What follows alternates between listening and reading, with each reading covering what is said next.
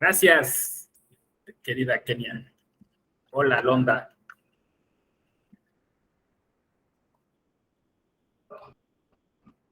Poquitas, pero pura calidad, ¿no? Hola, Gloria. ¿Ya resolviste tu tema técnico, tecnológico? ¿Sí? Muy bien.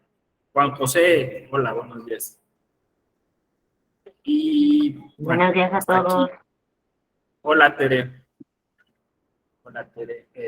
Alison también. Pierre Luis.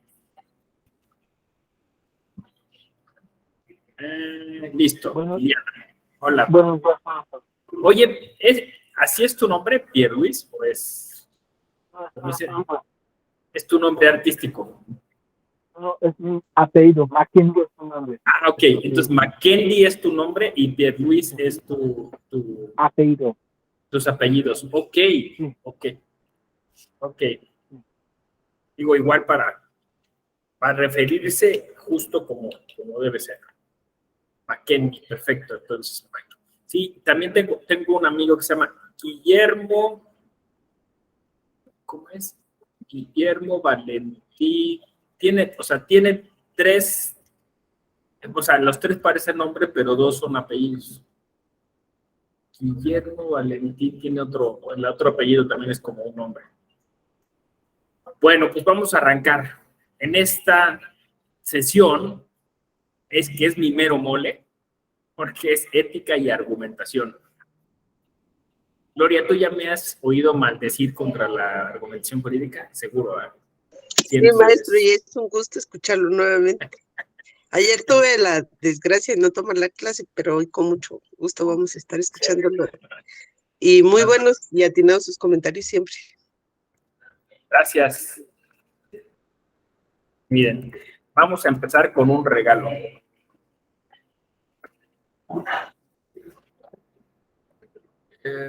Copiar dirección de enlace.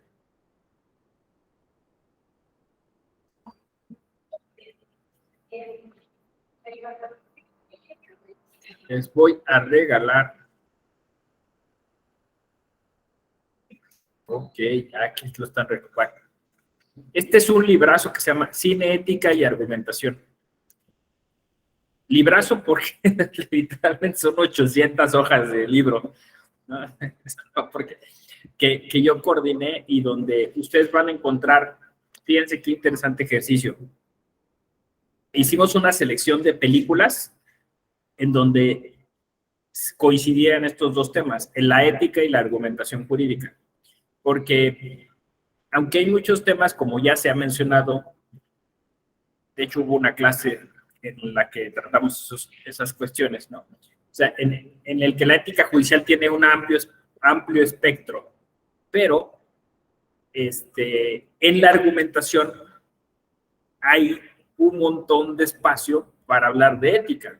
Este libro trata de combinar esas cosas y trae una selección de películas con sus respectivas fichas. ¿A qué me explico? No, bueno, pues yo quiero trabajar el tema de la objetividad, de la independencia judicial, ¿no? Cuando pues, un juez siente un problema muy concreto, ¿no? Los jueces tienen la necesidad antes de tomar una decisión, ponderar si... pues de hecho ahora lo hubo en la discusión de la Suprema Corte sobre el caso de la prisión preventiva oficiosa. Ustedes se acordarán que hubo una polémica por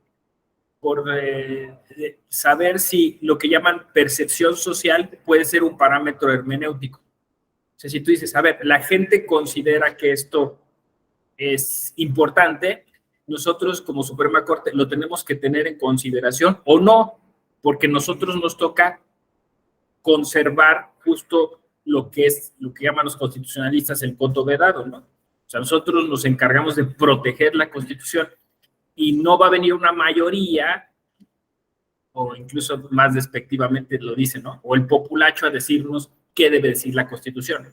Entonces la polémica es porque todavía hay un sector conservador dentro de los poderes judiciales que dice, no, nosotros tenemos la última palabra, nosotros somos los técnicos y los que sabemos qué es lo que debe decir la Constitución, que es un poco la crítica que ha hecho el realismo norteamericano, y otros que siendo, a mi parecer, más sensibles, dicen, no, pues la percepción popular, claro que cuenta, ¿no? Que al final, ¿qué es la constitución material? O sea, ¿qué es la constitución? O sea, ¿qué debería decir la constitución? Pues, como dice Heberle, las expectativas y las necesidades que la gente tiene, ¿no? O sea, al final yo creo que sí cuenta. Ahora, alguien podría contraargumentar y decir, bueno, pero también es cierto que el pueblo puede ser manipulado, ¿no? Y las democracias contemporáneas no necesariamente se basan en lo que las mayorías quieren, sino justamente en el respeto de las minorías. ¿Ven? O sea, no es sencillo resolver el tema. Es un tema de ética. O sea, es un tema de poner todos los factores ahí y empezar a dilucidar cuál es la mejor respuesta. Es más, yo diría, no hay una regla general.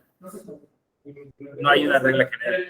Ahora, incluso aceptando que la percepción popular tiene un peso, ¿cómo diablos leemos la percepción popular? Fíjense, empecé con un caso práctico, ¿no? Pero en ese libro que les comento, pues hay películas que han tratado el asunto. O sea, hay películas que han tratado el asunto y entonces se desarrolla la metodología para pasar la película o ver la película, hacer una serie de, le llamábamos ficha de trabajo, unas preguntas y derivarlo o obtener de la película dilemas éticos. Por eso el título del libro es Cine, Ética y Argumentación, ¿no? Espero les sirva porque pues ustedes podrían eventualmente hacer un ciclo de cine, un algo y ahí comentar o pasar las películas.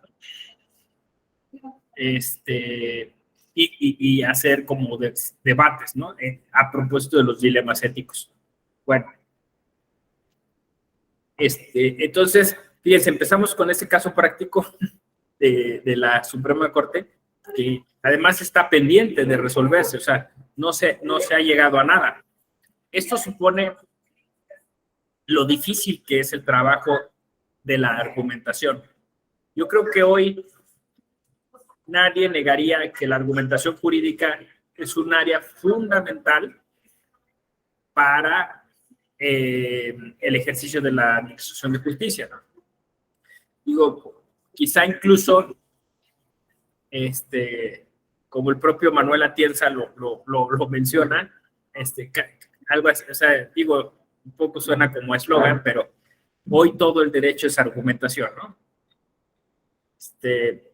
Pues sí, porque al final de cuentas, digamos, aunque él se asume como, hoy actualmente se asume como un pospositivista, o sea, es decir, ahí está la ley o el derecho en su formato ley, pero cuando en esta expresión el derecho es argumentación, quiere decir que el ejercicio jurídico no se agota en la creación de la ley. Al contrario, apenas empiezan los problemas. Cuando tú quieres aplicar la ley, necesariamente tienes que argumentar. Entonces, ahí justo es donde surgiría el derecho, ¿no? Un poco a partir de la crítica de Radbruch, ¿no? Que señala que puede haber derecho injusto, entendiendo derecho como ley. O sea, ley injusta que una vez que se argumenta, o se descubre que es injusta, o se descubre que es inconstitucional, o se descubre que es contradictoria, pueden pasar muchas cosas, por eso la argumentación es.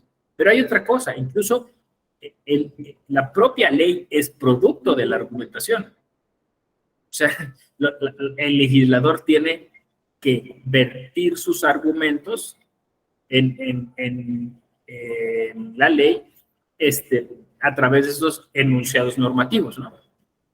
Y tiene que hacer un ejercicio hermenéutico, o sea, tiene que interpretar unas prácticas, una realidad. Blackstone llamaba esto un círculo, ¿no? Un círculo a propósito del origen o de las fuentes del derecho. O sea, nosotros en nuestra formación de civil law tenemos una deficiencia, porque nosotros creemos por la famosa pirámide kelseniana que además ni es de Kelsen, a decir verdad, pero bueno, que todo tiene que originarse de la Constitución, que finalmente es texto legal, ¿no? O sea, entonces ahí se origina todo, pero en realidad la estructura no es piramidal, la estructura es más bien como un circuito, ¿no? Porque de dónde surge lo que está escrito ahí, surge de interpretarlo. O sea, alguien interpretó algo que vio y lo plasmó, lo llevó a un texto. Y ese texto se interpreta y, como diría Gadamer, se reinterpreta muchas veces, y hay unas furias interpretativas. O sea, es decir, hay muchas fuerzas ahí, porque además esa interpretación difícilmente podríamos presuponer que se trata de algo netamente objetivo o neutral. No sé si me explico. O sea, aún las cosas que están en la Constitución, que damos por hecho que son pues positivas, pero muchas de ellas incluso están ahí puestas a veces por objetivos más, por intereses de partidos o por fuerzas económicas, fuerzas del mercado, ¿no? O sea, no necesariamente todo lo que está en la Constitución escrita está pensada en función del bien común, porque además, ¿qué diablos es el bien común y a quién le beneficia esas cosas, ¿no? Voy a poner dos ejemplos muy concretos. Lo que está en nuestro ordenamiento, es decir, me refiero, y desgraciadamente este concepto de ordenamiento es muy reduccionista, pero me refiero al sistema legal, todas las leyes, todo el conjunto de leyes. Todo eso podríamos presumir que de alguna forma es injusto y parcial, porque no incluyó, por ejemplo, a los pueblos originarios, no incluyó a los pueblos indígenas, ¿no? O sea, de alguna forma es derecho mestizo formado por nosotros que le imponemos a ellos. Bueno, todavía más radical, es derecho patriarcal. Que muchas de esas construcciones no hubo mujeres. No sé, piensen ustedes. Yo creo que la Constitución del 17 fue hacer mucho de ser lo que era, ¿no? O sea, ya es una Constitución neoliberal, muchas características distintas, pero pues, esa Constitución no hubo una sola mujer, ¿eh? O sea, la escribieron hombres, y por mucho esfuerzo que hubieran hecho, que creo que no lo hicieron, seguramente no pensaron en las mujeres, ¿no? O sea, pensaban en ellos, ¿no? O sea, su parámetro era ellos. Y eso podríamos presumir de quizá gran parte de las reformas constitucionales hasta el día de hoy. Porque aunque ya hay paridad en el Congreso, de todas maneras, los varones hemos generado una serie de estrategias para techos de cristal y esto, para que las mujeres, estando ahí, de todas maneras, no incidan, no participen directamente. Y esto lo sabemos porque sigue habiendo una desigualdad estructural. Que claro, alguien podría decir, bueno, no lo va a solucionar directamente la ley, pero pues es un principio, o sea, es un momento en el que por el que podríamos iniciar. ¿Qué quiero decir con esto? Quiero decir que todo ese sofisticado sistema que llamamos sistema jurídico posiblemente tenga muchas falencias y es difícil desarticularlo, desactivarlo desde el propio derecho. No sé si me explico. O sea, es muy difícil decir el derecho está mal, porque el derecho dice a sí mismo, yo te digo lo que es derecho. Es tautológico, no sé si me explico. O sea, ¿cómo vas a criticar algo que yo derecho estoy diciendo que es derecho? O sea, es una coherencia interna, pero una incoherencia externa, ¿no? Entonces, ¿qué nos puede ayudar? Pues la ética. La ética desde la argumentación. O sea, en cuanto se empieza a materializar a través de la argumentación, hay posibilidad de hacerse estas preguntas. ¿Se está aplicando bien el derecho? ¿Estamos leyendo correctamente la ley? no estaremos aplicando la ley de manera injusta, de manera sesgada, favoreciendo a un sector, a un grupo. Todas esas preguntas son de la ética. Entonces, ahí me parece que desde siempre ética y argumentación debieron coincidir. Yo creo que este es un tema que le ha costado muchísimo trabajo a la propia teoría de la argumentación jurídica reconocerlo. Voy a dar algunos ejemplos de por qué creo que sucede esto. Yo creo que es el principal problema de la teoría de la argumentación jurídica es que justamente no abandona este formalismo porque me parece quiere seguir ganando adeptos, ¿no? O sea, vamos a decirlo así, no es una teoría crítica. La teoría de la argumentación jurídica es, o sea, digamos, yo ya argumenté que es necesario argumentar, pero ahora estoy diciendo que no toda la teoría de la argumentación jurídica sirve para el propósito que estoy mencionando, y que la teoría de la argumentación jurídica que llamamos clásica, la de Alexis, la de Atienza, la de Fibe, la de Perelman, normalmente soslayan o evaden el problema ético, porque tratan como de conservarse dentro de un sector, de un ambiente seguro, en el cual, como lo indican, ¿no? Todavía se consideran parte de una postura positivista, o sea, es decir, que no, ¿cómo decir? Que termina por ajustarse siempre al sistema legal, por darle preponderancia al sistema legal. Pero, pues, aquí está el tema, ¿no? La ética te dice que lo que... O sea, casi también depende qué ética, pero en general las distintas éticas o las posturas éticas colocarían a lo legal, al sistema normativo, como un sistema instrumental, como, bueno, lo voy a decir de otra forma, como un sistema prescindible, porque lo importante es las personas, los sujetos que operan el sistema, no el sistema. Entonces, creo que esa es la razón por la que mucha de la teoría de la argumentación jurídica no quiere hablar de ética. No quiere hablar de ética. Y de hecho, incluso se asumen como teorías anoéticas, podríamos llamarlas, o eso, ¿no? O teorías positivistas, pensando que la ética necesariamente se vincularía a una especie de explicación justnaturalista. Pero bueno, son cosas de los filósofos del derecho, ¿no? Pero lo cierto es que si asociamos ética y argumentación jurídica, tenemos una fórmula bien interesante. Porque entonces empezamos a deconstruir, a criticar algunas de estas peticiones de principio, le llaman los filósofos del derecho, ¿no? O sea, sí, cosas que se dan por sentadas anticipadamente y que no se critican.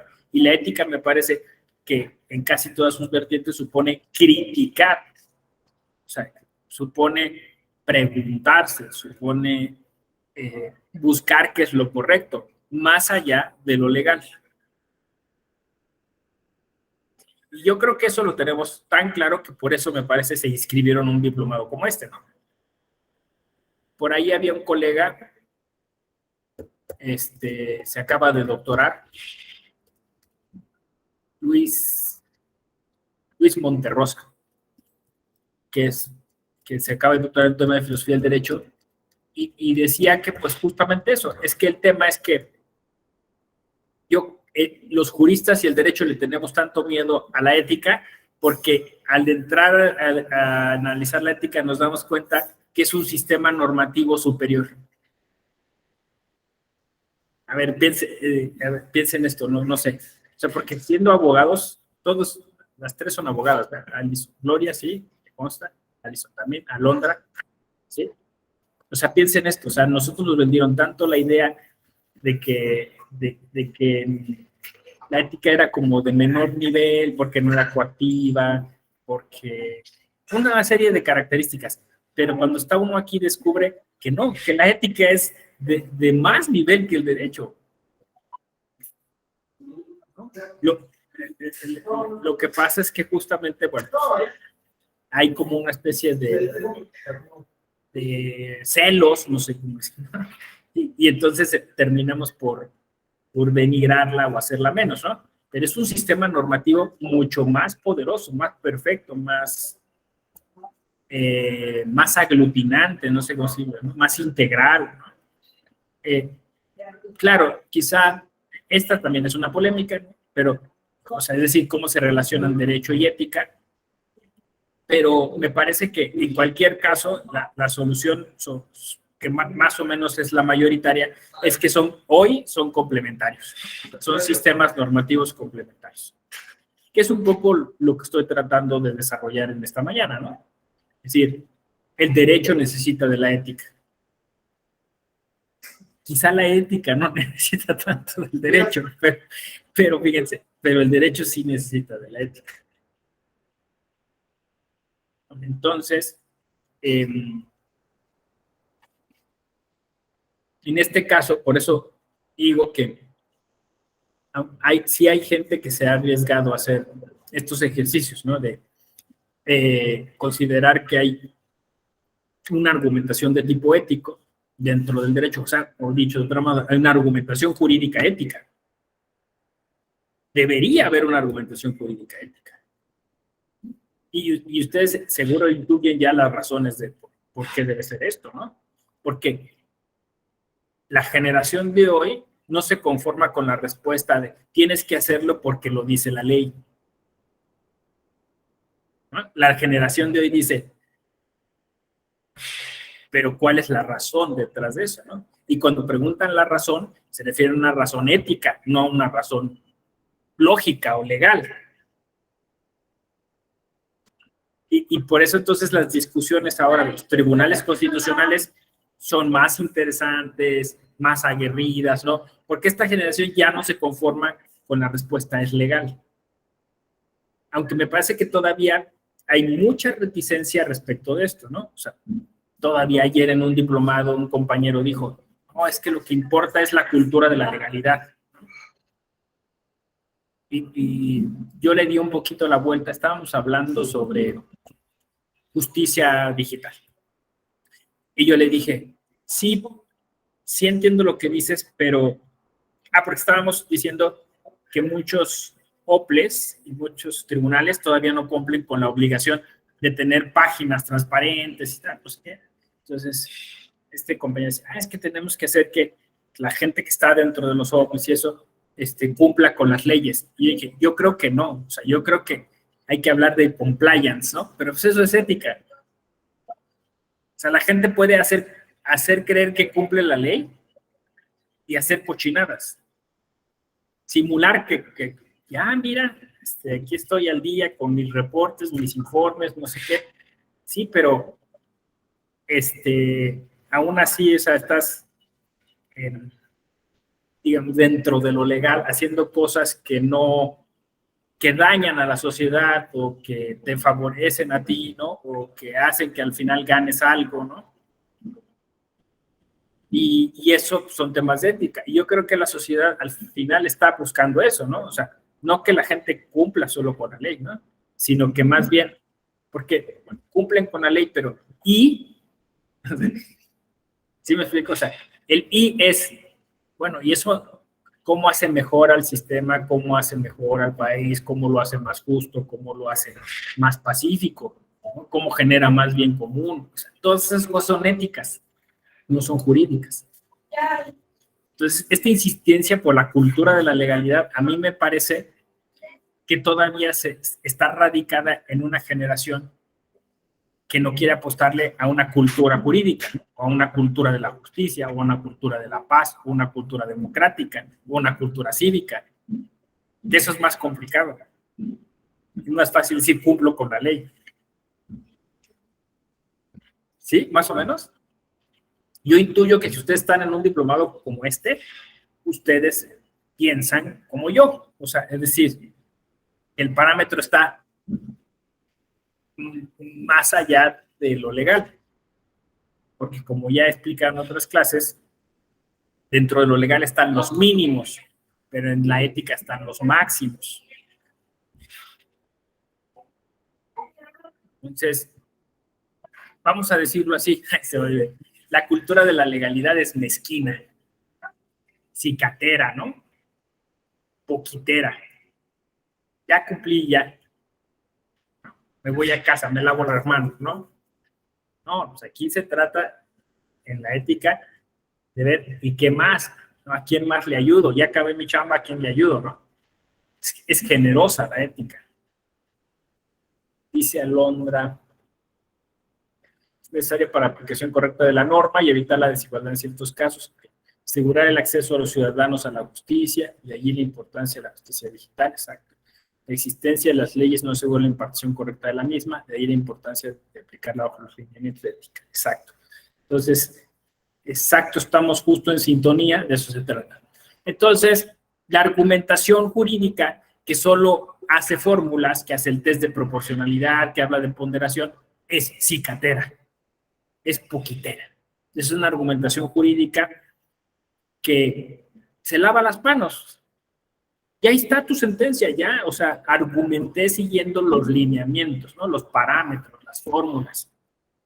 ¿Qué es lo que hace Atienza y Alexis? Sus últimos libros son sobre fórmulas. Porque es como decir, aparento que hice un trabajo de discurrir y discutir en las leyes y las antinomias y todo esto, pero no me meto en el tema de pues, los valores intrínsecos, ¿no? Como dices tú, los posibles sesgos, la discriminación, la desigualdad que genero. Me lavo las manos y ya. Entonces, yo digo, yo sí, incluso creo que la Escuela Judicial Electoral y el Tribunal Electoral hemos asumido no todos, todavía hay fans de Atienza en el Tribunal Electoral, muchos. Muchos más de los que debiera haber, ¿no? Pero sí, digamos, hay una línea distinta, ¿no? Hay una propuesta distinta que hemos ido generando, en donde la argumentación jurídica no se circunscribe o no se agota solo en el justificar las decisiones judiciales, ¿no? Sino en encontrar, pues, digamos, todas esas áreas de oportunidad que se dan en el trabajo de, vamos a decirlo así, de construir la justicia. Me voy a explicar, ¿no?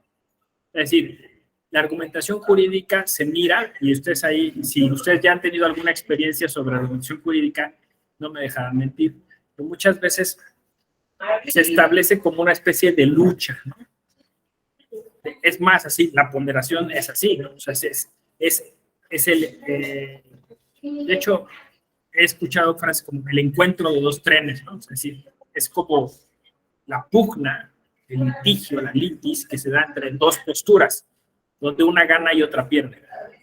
¿Sí? Más o menos. O sea, en el imaginario es, enséñame a argumentar para que yo llegue y aplaste a mi oponente. Y diga, eres un inútil, has hablado falazmente, qué idiota, vete a tu casa, renuncia a ser abogado. Eso es de nuestra generación. O sea, nuestra generación habla de consensos, ¿no? Habla de construcción de sociedad civil, de sociedad de conocimiento. Hablamos de amigable composición. Hablamos eso, de ponernos de acuerdo. Entonces yo digo, no pudiera haber algo distinto. Que alguien me dice, eso no es argumentación jurídica. Yo digo que sí. En donde el objetivo sea ponernos de acuerdo, no destruirnos entre nosotros, no demostrar que uno es superior, que uno tiene la razón. Porque la argumentación jurídica, su núcleo es la razón. Yo tengo la razón. Pero es una razón que destruye al otro, ¿no? Y yo creo que si uno lo piensa en un momento en términos de ética, todos perdemos.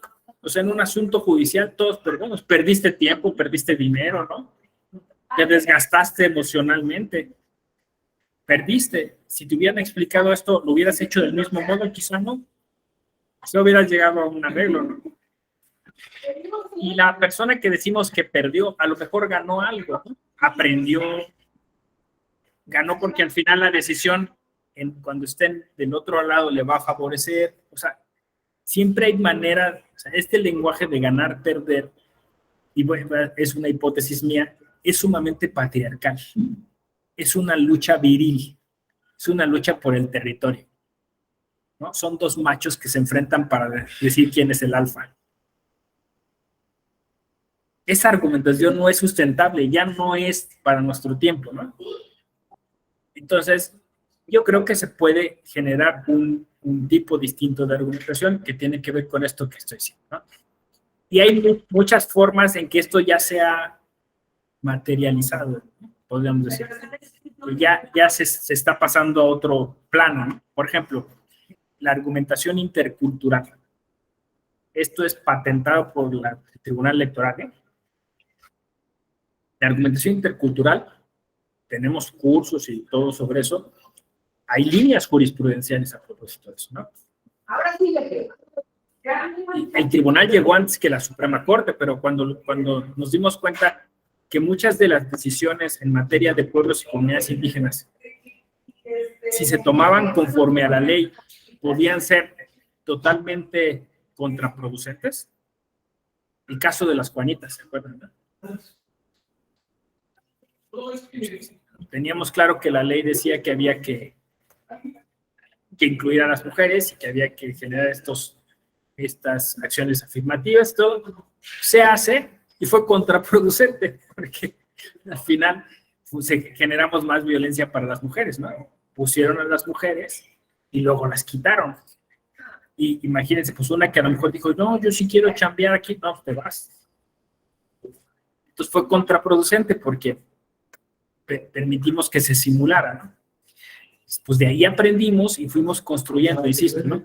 No siempre, fíjense lo que voy a decir, en la argumentación intercultural, no siempre la última ratio es la ley.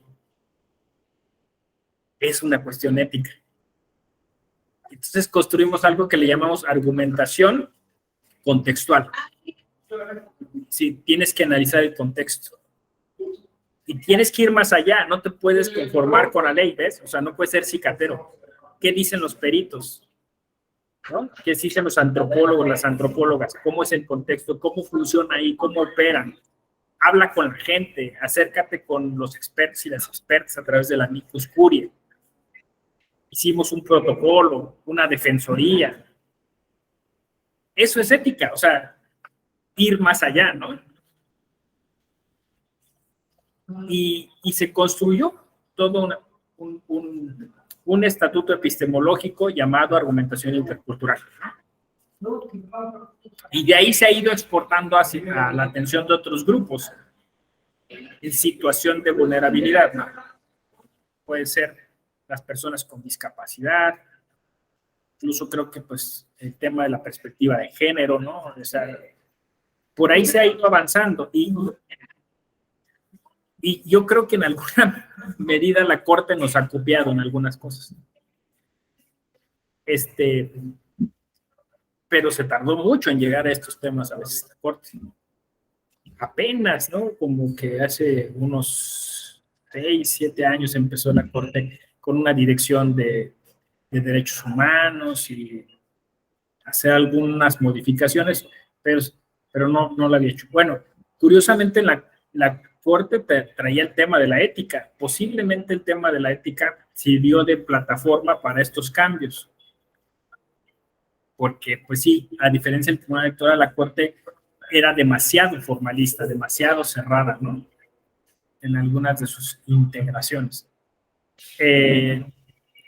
Quizá es un tema generacional, porque hace 20 años no hubiéramos podido hablar de ética, ¿no? O sea, nos hubieran echado a García Maínez en la cara, ¿no? Ética aquí no cabe, ¿no? Sigo leyendo aquí, ¿no? Juan José dice, pero no se puede caer en el subjetivismo si no hay límites racionales a la argumentación jurídica.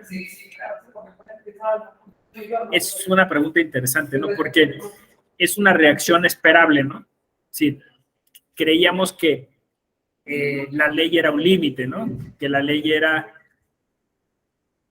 lo que nos iba a dar certeza, ¿no? Lo que nos iba a dar seguridad jurídica. Pero pues descubrimos que, como estoy diciendo, que si no hay ética, la ley se aplica, o sea, es peor, ¿no? Porque tú aplicas la ley, pero en el fondo estás buscando tus propios intereses, estás generando, o sea, un entorno que te es favorable y lesivo para muchas personas. Entonces, el sistema operado de manera solamente legal, positivista, pues lleva a situaciones de uso de ese derecho de manera curiosamente discrecional, ¿no? Entonces, no hay un parámetro. Entonces, es que el tema aquí, Juan José, es que aunque la idea, o sea, la palabra subjetivismo es un ismo, o sea, es decir, es una exageración, ¿no? De lo subjetivo. Yo te voy a decir una cosa, no hay decisión en este mundo que no sea subjetiva. Le tenemos mucho miedo a eso, pero en realidad todas las decisiones son subjetivas en tanto que las hace un sujeto. Y es imposible que el sujeto renuncie a su subjetividad. Es imposible. Todos tenemos sesgos cognitivos, todos tenemos preferencias, nos gusta un color más sobre otro. Incluso algunas cosas son inconscientes. Entonces, el positivismo y el derecho positivista habían caído en una especie de ficción, ¿no? El que decide, si decide conforme a la ley, decidirá como una especie de autómata, sin meter su subjetividad. Esto es imposible, porque incluso en la selección de la norma hay subjetividad. O sea, esa era una ilusión, creer que la seguridad se daba en función de que se restringía al sujeto. Pero no, o sea, siempre hay manera, hay estrategia, hay formas, ¿no? Y eso es lo que se opera el sistema de manera voluntarista. Así es el término en filosofía del derecho. Entonces, lo que yo estoy diciendo es que la ética nos lleva a asumir nuestra subjetividad, no a esconder el problema debajo de la alfombra. O sea, yo creo que es mejor que diga el juez, sí, yo tengo esto y lo voy a trabajar, por ética lo voy a trabajar, ¿no? Soy misógino y lo voy a trabajar. Al otro que no, yo tomé cientos de cursos sobre perspectiva de género y no soy misógino. Pum, va, toma su decisión misógina, ¿no? Pero yo hice mi esfuerzo de conservarme objetivo, neutral y ajustarme a la ley. Sí, cuate, pero elegiste la ley de un modo, ¿no? Yo me acuerdo mucho del caso del juez Porky, ¿se acuerdan del juez Porky? De Veracruz, que literalmente tenía 10 cursos sobre perspectiva de género en su currículum, y cuando le tocó analizar el asunto, insisto, basándose en la ley, él dice, ojo, que ahí es donde mete su subjetividad, ¿no? Pero la chica se bajó al Oxxo, la chica se pudo escapar, ¿no? Se tuvo una oportunidad y no se escapó, eso quiere decir que condescendió. Oye, maestro, o sea, ahí estás metiendo tu misoginia, ¿no? Entonces, lo hizo legalmente, o sea, es decir, él tuvo la oportunidad de seleccionar testimonios y eligió el que más iba con su subjetividad. Y porque la sentencia tenía un fundamento, ya era una sentencia, o sea, era una sentencia legal, pero era una sentencia injusta. Sí, más o menos, Juan José. Y es que hay una pequeña distinción entre ser discreto y ser discrecional. O sea, si te digo, un juez discreto, claro, todos queremos un juez discreto, ¿no? Es decir, que sea recto, tal. Discrecional, no, ya no me gusta tanto. Hasta me imaginé un meme, ¿no? El de la chamarra naranja, que dice, soy un juez discrecional. Soy un juez discreto. Entonces, es eso, o sea, el punto es que es un tema de ética, porque detrás de las formas se puede esconder gente que es poco ética.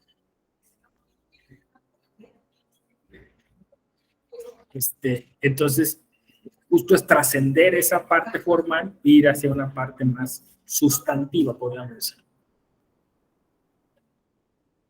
Pero bueno, muy buena pregunta, ¿no? Gracias. Bueno, entonces,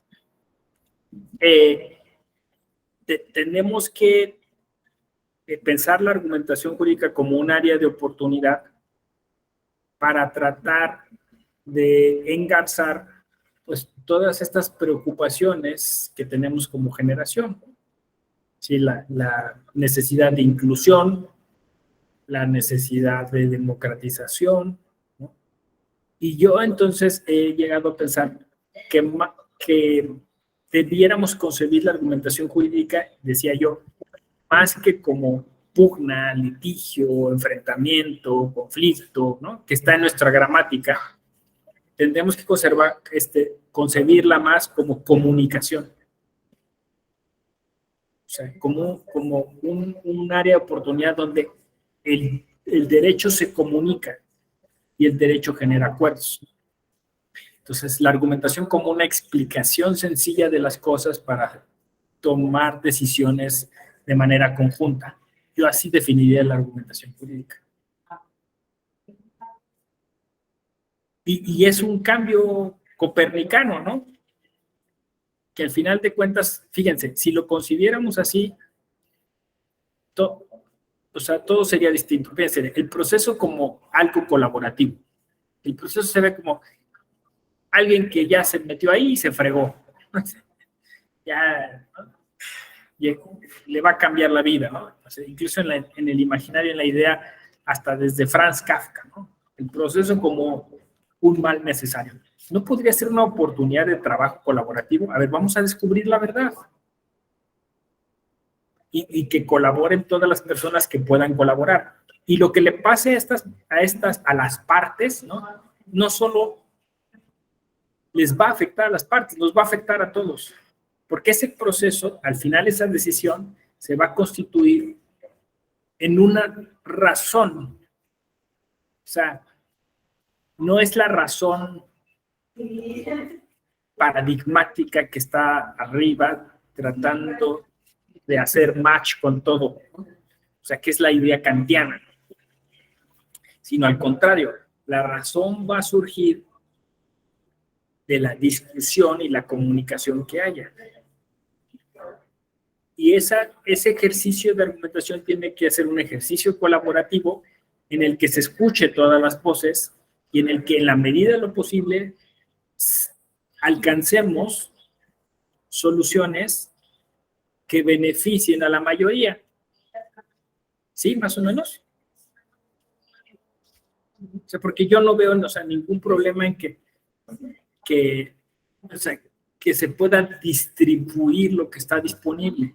O sea, porque uno tiene que llevarse todo y el otro tiene que quedarse sin nada. Si se fijan, además, por ahí me estaban comentando que un poco esa es ahora la filosofía en Harvard, ¿no? O sea, Harvard dice, es que hay que poner más atención en el contexto, ¿no? En América Latina le llamamos pensamiento situado, ¿no? O sea, tenemos que poner más atención en lo que tenemos delante y cuáles son los elementos que tenemos que engarzar para poder trabajar con ello, ¿no? Que es la filosofía también del ego, ¿no? Lego Play Series. Es decir, los juguetitos que se ensamblan tienen también una parte donde dan cursos y capacitación. Ese trabajo colaborativo. Así yo veo la argumentación, como un trabajo de vamos a hacer una ciudad entre todos, ¿no? O sea, en lugar de ver, aquí hay un problema, no. O sea, aquí hay áreas de oportunidad. Aquí vamos a salir todos con algo. Todos nos vamos a llevar algo. Y eso es importante porque, insisto, el derecho nos hace egoístas. Piénsenlo, ¿no? O sea, si el eslogan de la Corte: todos los derechos para todas las personas. Ese es el eslogan más mentiroso que pueda haber. Porque, a ver, piensen un momento. Primero, porque los derechos cuestan. El acceso a los bienes comunes cuesta, ¿no? Entonces, eso es, a mí me parece hasta perverso, ¿no? O sea, decirle a la gente, tú tienes derecho a todo lo que te dé la gana, ¿no? Bueno, alguien diría, sí, pero de acuerdo a la Constitución. Sí, pero si argumentas, tienes derecho a casi a todo, ¿no? Solo necesitas argumentar. Entonces, ¿qué genera eso en nosotros? Egoísmo. Yo quiero derechos, quiero cosas, ¿no? Le exijo cosas a los tribunales, le exijo cosas al Estado, cosas que no me va a dar. Pero no importa si me las da o no. Lo importante es tenernos alienados pensando que las vamos a conseguir. Tú te puedes pasar una vida pidiendo derechos que no vas a tener. Entonces, esta relación vertical con el Estado nos esclaviza, pero nos hace egoístas, porque entonces tú le das un codazo al de al lado para llegar más rápido a tener ese derecho. Y no nos damos cuenta que lo que tendríamos que hacer, en lugar de estar viendo de manera vertical, es ver de manera horizontal. Quizá quien está al lado te puede dar lo que tú estés buscando, a cambio de que tú des algo que en ese momento tú no necesitas. Porque tú no necesitas de todos los derechos en el mismo momento y tiempo. No sé si me explico. Entonces, digamos, la cultura legalista, la cultura de la argumentación jurídica clásica nos hace egoístas. Una cultura o una argumentación jurídica más humana, más horizontal, pues nos genera más beneficios de manera inmediata, porque nos hacen más solidarios, más colaborativos. No sé si se entiende ahí cómo. O sea, en lugar de estar buscando tú el acceso a un bien común ilusorio, a un derecho ilusorio, podríamos articularnos para nosotros distribuirnos esos bienes. Incluso hay una visión eso, ¿no? Dicen, los derechos humanos solo se dan entre el Estado y los particulares. Por ahí alguien dice, pero está la teoría de los derechos horizontales. Sí, pero es una teoría exótica, en México no aplica. Pues es que no es que aplique, o sea, eso es la realidad, ¿no? Básicamente, en lugar de estarnos, bueno, porque esto además va a ser realidad dentro de poco, ¿no? Nos vamos a pelear por el agua. ¿Y qué vamos a hacer? O sea, que entonces los más fuertes tengan acceso al agua, los más ricos tengan acceso al agua, o mejor nos ponemos de acuerdo y distribuimos la que tenemos y aprovechamos de un modo. O sea, esto es sí o sí, la argumentación jurídica tiene que pasar hacia allá. Esto es de sustentabilidad, ¿no? De supervivencia, diría yo. Entonces, además decía yo, esta argumentación jurídica tiene otra vocación que he empezado a descubrir últimamente, si ya han seguido las conferencias que me ha tocado dar, ¿no? Me parece que la argumentación jurídica clásica es antropocéntrica y nosotros necesitamos una argumentación jurídica biocéntrica y ecocéntrica. Porque si tú argumentas solo para que el ser humano sobreviva, el ser humano no va a sobrevivir. Tienes que hacer una argumentación sustentable que también busque preservar a las demás especies y al medio ambiente. Entonces, si es una argumentación basada en el mercado, en el consumo, en el capital, nos va a llevar la fregada. Entonces, hoy lo que llaman ética ecológica, argumentación jurídica y ética ecológica es sí o sí. Sí o sí. Porque por argumentación jurídica tú puedes llegar a la conclusión, pues que sí, que tienen que construir un tren o que tienen que hacer una carretera porque la ley ¿no? O pueden contaminar un río o lo que les dé la gana, ¿no? pero ya no podemos hacer ese tipo de argumentación jurídica. Sí, sí, la ley les da la razón. Sí, maestro, la ley les da la razón, pero si les das permiso, nos va a cargar el payaso, ¿no? Sí, más o menos. Entonces, me parece que justo la ética te permite maximizar la argumentación jurídica y empezar a encontrar distintas áreas de oportunidad. Dice. Sí, no, sí, Teresa ya se fue, creo, ¿verdad? Iba a una sesión. ¿Cómo ven? ¿Qué opinan? A ver, me gustaría escucharlos. Juan José, sobre todo, a ver, tú que te hacías esta pregunta, ¿te convencí, no te convencí? ¿Te quedas con dudas? No, me queda clara la explicación, doctor. Me quedo reflexionando, no tanto con dudas. Creo que si bien la respuesta no es el positivismo, también creo que puede haber respuestas en temas de sí generar metodologías para el control racional de esa discrecionalidad que puede caer en arbitrariedad. O sea, reconociendo lo subjetivo de las decisiones, deberíamos de pensar cómo podemos, no sé si controlar o limitar la subjetividad de esas decisiones. Reconocerlas es el primer paso y creo que la ética ahí ayuda mucho, ¿no? En irlas limitando, desde luego. Pero ¿cómo plasmamos esto en un método? Es lo que me quedo pensando, porque si al final nos quedamos solamente en una formación que es importante, en capacitación, en desarrollo de competencias, de conciencia, está bien, pero creo que también tenemos que avanzar hacia algún método para que esas decisiones del juez, con una visión ética, y que la propia ética ayude a poner los límites, pero la tenga clara, no que quede también a su propio arbitrio utilizarla o no utilizarla. Porque pues si caemos con un juez bueno, pues qué padre, pero si nos cae uno que no sea tan bueno, pues qué mal. Entonces esa es la parte que me quedo reflexionando, pero me queda clara la explicación, ¿no? Desde luego. Y de lo que comentaba ahorita de la ética, pues como más ecologista o sea, creo que el centro sigue siendo el ser humano, ¿no? Al final del día. ¿Cómo creo yo, o sea, mi opinión es de que la ética sigue siendo el centro, el inicio y el fin, el ser humano, y más bien replantearon nuestras relaciones con los otros entes, o sea, con otros seres vivos, porque como bien dice, pues nos va a cargar a nosotros, ¿no? También, pero no tanto per se por proteger al árbol, sino al final del día es por protegernos a nosotros como seres humanos, porque es necesaria esa correlación con pues, el medio ambiente, en fin, de otra forma.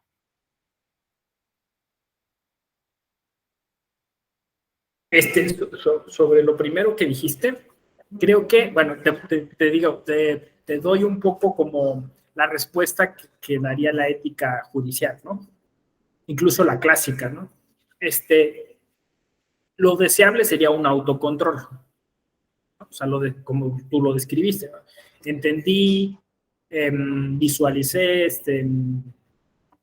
externé, ¿no? Que tengo estos sesgos, trabajo en ellos y yo mismo me controlo. O sea, no cometo excesos ni injusticias, ¿no? Dices tú, pero bueno, eso aplicaría en una sociedad ideal, utópica, en la que todas las personas, todos los jueces buscan ser buenas personas, buenos jueces. ¿Y qué es lo que dice la ética judicial? Sí, pero también hay otro elemento, ¿no? Que es el elemento externo y que es el elemento normativo, que es, digamos, el que hemos olvidado porque le hemos apostado todo al derecho, ¿no? Que también, bueno, le llamaban autoritas, hoy lo traduciríamos como autoridad moral. El juez que demuestra ser convenenciero, malo, utilizar el derecho a su modo, ser discrecional, es un juez que la sociedad desecharía o rechazaría, ¿no? O sea, en muchos momentos históricos, desde Roma incluso, ¿no? El arborum judiciorum, ¿no? O sea, los jueces no eran elegidos por el Estado, la sociedad elegía quién iba a ser su árbitro. Este juez es bueno, este juez siempre toma buenas decisiones, vamos con él. Autoridad moral, ¿sí? Más o menos. Entonces, el control más eficaz es el que la sociedad generaría. Ahora, en una sociedad como la nuestra, donde los jueces se nombran, de otra manera, ¿cómo podríamos garantizar esto? Esa es una pregunta interesante, ¿no? Y claro, hay quien dice, pues los nombramientos, la carrera judicial, ¿no? Hay quien diría, bueno, con el derecho, sancionando a sus jueces que son malos, no sé, pero puesto que estamos en un diplomado de ética, yo diría que más que enfocarnos en el derecho, tendría que ser en la ética, ¿no? Es decir, encontrar mecanismos por los cuales, bueno, pues un juez que de alguna forma está haciendo un mal trabajo, pues además de tener quizá una sanción administrativa, pues también que tenga o sea, que haya un mecanismo. De hecho, en Estados Unidos pasa, hay comisiones de ética, ¿no? Hay una película que se llama Justicia para Todos, con Al Pacino. Se ve cómo este comité de ética también se ha corrompido. Pero bueno, los comités de ética es donde vas y denuncias a los jueces. Aquí hubo una comisión nacional de ética, yo participé de ella. Y entonces, primero la Comisión Mexicana Nacional de Ética hacía como recomendaciones y pero ya después se fue con casos concretos, con nombre y apellido, ¿no? Luego ahí se discutía si ya esto era judicializar la ética, pero bueno, me parece que se perdió un poco ese impulso, pero podríamos empezar a pensar en ese tipo de estrategias, donde, insisto, la delgada línea entre el derecho administrativo y la ética están presentes, pero pues creo que ese sería el camino, ¿no? Sí, ese sería el control. Ahora, sobre lo de la ética ecológica, yo creo que ese ecocentrismo, ese biocentrismo, sí llevaría a entender, o sea, no como dices tú, a cosificar a los animales, o sea, decir, o a cosificar a las especies para que el género humano, la raza humana sobreviva, no, sino a una filosofía distinta, donde nosotros no nos sentimos propietarios del mundo. Porque de hecho, si lo pensamos, de hecho nosotros somos parásitos, o sea, de alguna forma nos comportamos de manera parasitaria, ¿no? Nos estamos acabando el mundo. Entonces, sino más bien como una postura ética más humilde, en donde cada especie juega un papel determinado. Entonces, sí, es proteger a esa especie porque es esa especie, no porque le ayuda al ser humano, no porque le beneficia al ser humano. ¿Sí me explico más o menos? Es decir, eso es biocentrismo, es decir, entendernos como parte de un todo. Y por ahí ha avanzado lo que llaman el nuevo constitucionalismo latinoamericano, ¿no? Es decir, el reconocimiento de los derechos de la Pachamama. A alguien le puede sonar extraño y exótico, pero dentro de ciertas cosmovisiones, sobre todo las indígenas, tiene sentido. Tiene sentido, ¿no? Y eso me parece más sustentable que la forma en la que nosotros vivimos, ¿no? Ese respeto a la madre tierra que nosotros podríamos considerar como eso, ¿no? Como poco civilizado, poco racional, pero al final es mucho mejor que lo que nosotros tenemos, ¿no? Eso es lo que más o menos argumentaría yo en torno a eso, ¿no? Alison, Gloria, Alondra, ¿alguna cosita que nos quieran compartir? ¿Cómo es en Oaxaca, Gloria? ¿Cómo argumentan? Cuéntanos. Pues en Oaxaca hay mucho conflicto. Ahora mismo está la ciudad sitiada, bloqueos en todos lados, y se supone que el Congreso tiene responsabilidad para legislar ese tipo de cuestiones.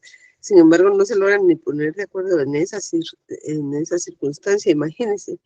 Y teniendo 570 municipios, el estado que tiene más municipios a nivel nacional, y muchos por sistemas normativos internos, que luego ese es el problema también, que no, como dice usted, a lo mejor suena exótico para nosotros, pero en realidad los indígenas tienen su propio sistema y hay que respetarlo. Ahorita mismo está un conflicto en cuanto a la paridad de género, porque las mujeres de las comunidades indígenas no ven la participación política como algo tan importante como lo veríamos nosotros. Para ellos lo importante es que participen los hombres, ellas no quieren en ciertas comunidades participar y tampoco se les puede obligar, considero, es su cosmovisión de ellos, ha sido así, o sea, no se va a avanzar de un año para el otro solo porque la legislatura lo quiera legislar de esa manera. Entonces tiene que haber un cambio de cosmovisión, una nueva forma de pensar, pero que permee en esas culturas, no por lo que alguien determinó que ya la paridad 50-50 en las comunidades indígenas, porque no va a ser así, tiene que ser algo muy gradual, no se les puede imponer a ellos. Y eso en muchas ocasiones ni siquiera lo piensan, pues allá desde un escritorio. Pasó con el INE en la redistritación también. Hay ciertas comunidades que quedaron casi cortadas a la mitad porque alguien determinó que así era. Entonces dicen, no, pero es que esta comunidad es así, de esta manera. Y la distritación lo partió en dos y no está bien, pues, porque lo hizo alguien que está atrás de un escritorio, porque no fueron a ver cómo se eligen en las comunidades, en los municipios, y cómo están los distritos acá en Oaxaca, cuando realmente no se tiene conocimiento de todo, pues. Entonces no puede ser de esa manera a como lo vemos nosotros, o como lo vería alguien atrás de un escritorio, como dicen ellos. Entonces sí está complicado checar todas las cosas, porque así como está Oaxaca, sí ha de estar cada estado con su propia visión de la realidad, de las cosas, de todo, sobre todo de los gobernantes. ¿Sería cuánto? Sí, Gloria.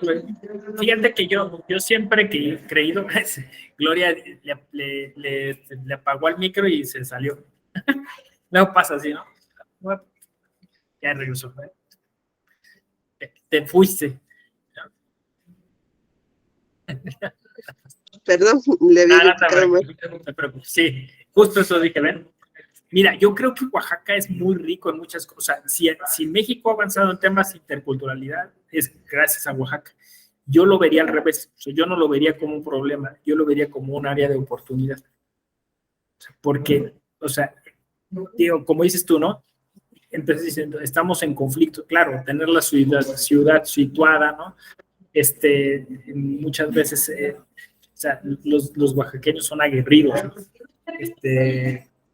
Siempre están en la calle manifestándose, siempre están con esta actividad, pues eso, social, siempre a flor de piel, pero justo eso les ha dado esa riqueza tremenda que tienen, ¿no?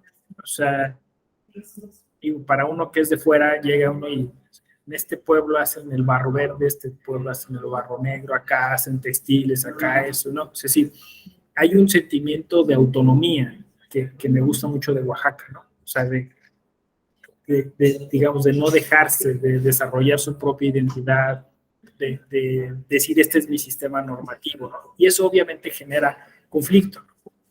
No soslayo el conflicto, como dice Chantal Mouffe, o sea, hay que asumirlo, pero creo que hay que también generar espacios y técnicas y estrategias. Yo creo que ahí el tema y el problema siempre es, como dijiste tú, la mala política, ¿no? Porque yo creo que hay una buena política. Es decir, la forma en la que las autoridades abordan los temas, la forma en la que los partidos políticos quieren sacar tajada de este asunto, ¿no? Yo creo que ese es el tema, porque lo social en Oaxaca es muy rico, importante e interesante, ¿no? Pero también, pues, es una sociedad que ha sido muy, muy vapuleada, muy, pues, por malos gobiernos, por decirlo de una forma. Yo creo que además de esta riqueza cultural que tiene Oaxaca, que insisto, es de la que debemos estar orgullosos los mexicanos y las mexicanas por el patrimonio que siempre siguen generando, ¿no? A nivel musical, a nivel culinario, a nivel literario, ¿no? También creo que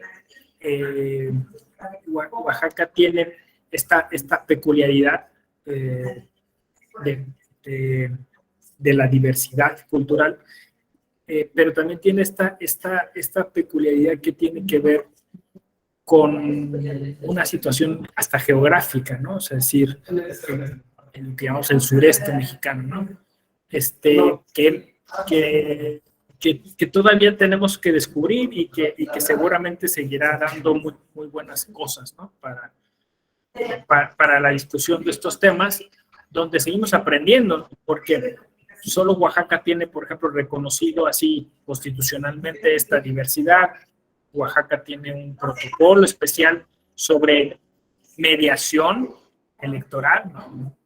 Que han puesto en marcha, y incluso podríamos decir, en temas de feminismo indígena, Oaxaca se distingue. Hay muchas comunidades que tienen a mujeres al frente, ¿no?, de sus comunidades, y creo que es, en cierto sentido, insisto, es un laboratorio, ¿no?, en el que se van dando todas estas cuestiones, y me parece que también a Oaxaca siempre lo identifican como un lugar de fiesta, ¿no? Pero la fiesta es importante porque son espacios de paz. Cuando hay fiesta, la gente no se pelea. Ese es un modo de desarticular el conflicto, ¿no?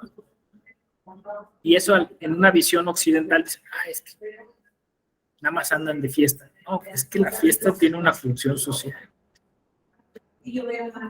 Es interesante, y a mí me parece otro modo de argumentar. La fiesta es un modo de argumentar, si lo piensan ustedes. Eso es otra de las cosas que siempre he pensado. O sea, no todos los argumentos tienen el mismo formato. Los pueblos indígenas argumentan a su modo, ¿no? Hace poco el egregio profesor Jordi Ferrer de la Universidad de Girona se burlaba de un juez boliviano, porque decía que el juez dijo algo así como: yo cuando tengo asuntos difíciles consulto a la coca, la hoja de coca. Decía, oye, retrógrado, no sé qué, tal, ¿no? Yo puse un tuit que después también borré, pero él también borró su tuit, diciendo, pues es que este señor no entiende nada de nada, ¿no? Porque no te puedes burlar de alguien por eso, ¿no? Es decir, en las comunidades indígenas hay jueces que utilizan diferentes elementos para discernir, ¿no? Mire, yo prefiero un juez que dice abiertamente, consulté al hoja de coca, a un juez que dice, recibí un fajo de dinero. No sé. Y en España eso pasa todos los días, ¿no? Entonces, no sé, o sea, esta como prepotencia cultural, ¿no? Es decir, nosotros tenemos un sistema de justicia que se basa en este tipo de argumentación. Sí, maestro, pero pues al final es corrupto, no sé, favorece una clase, se basa en la explotación de otros sectores, ¿no? Nos han dado en la torre de América Latina para ustedes alcanzar ese nivel de cultura, ¿no? Es no reconocer. Todavía vienes y me impones un modelo de argumentación. Estás mal. Bueno, pues yo por aquí estaría terminando con esta linda sesión sobre ética y argumentación. Espero verles próximamente. Les deseo un feliz inicio de fiestas patrias. Y pues estén muy bien, cuídense mucho. Gracias, Kenia, por la conexión. Nos vemos a la próxima. Buen día a todos. Buen día. Gracias. Bye. Buen día, gracias.